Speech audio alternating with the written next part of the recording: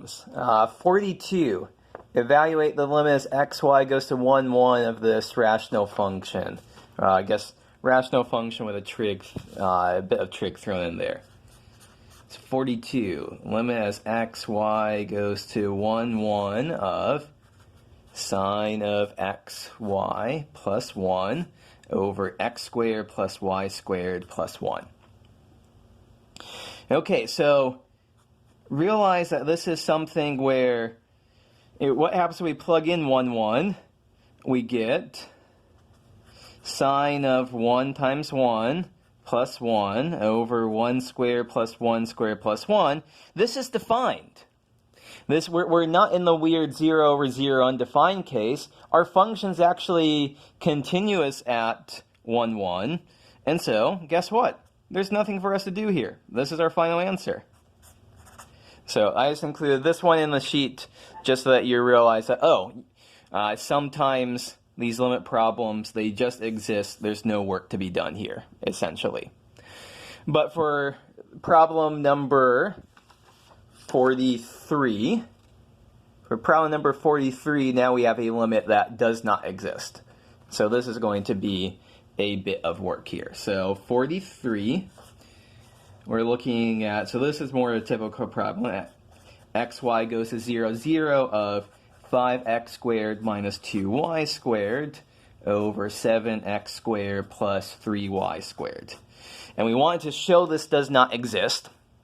So there's two methods we can show this does not exist. They both boil down to the same thing, which is finding two different paths into 0, 0, where the limits of those limits along those respective paths disagree with each other. And so there's two ways to do it. One, we can just check a couple ad hoc, which usually ends up being along the axes, so like along the x-axis, along the y-axis, or we can just go straight for y is equal to mx and check lots of things at the same time. I think you can do this with the x and the y-axes. I'm just going to jump straight to the try y is equal to mx trick. So now this is basically, we are doing lots of these limits, lots of different straight line paths, infinitely many of them simultaneously. So y is equal to mx. What do we have upstairs? 5x squared minus 2 times mx squared.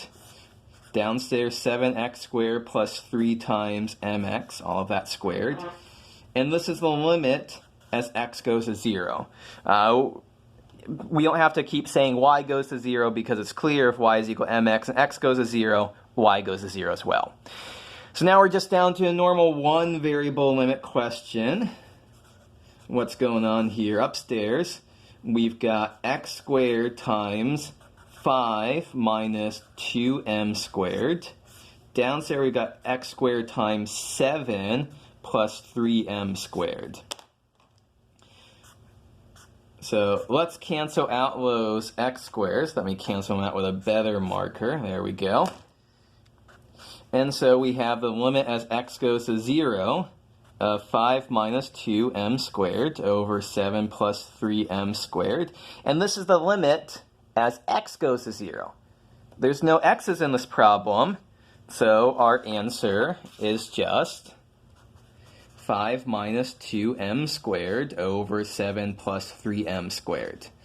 And so we see that our final answer depends on m. Let's just check that.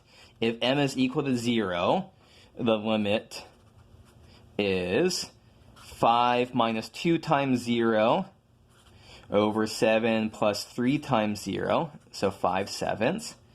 If m is 1, the limit is 5 minus 2 times 1 squared over 7 plus 3 times 1 squared. So that looks like 3/10. 5/7 is not equal to 3/10. So we get different limits along different paths. So conclude the limit does not exist. Let's go back and write that right here. So that is a case of showing a limit does not exist. Let me wrap up the video here. Next video I have a case where a limit does exist.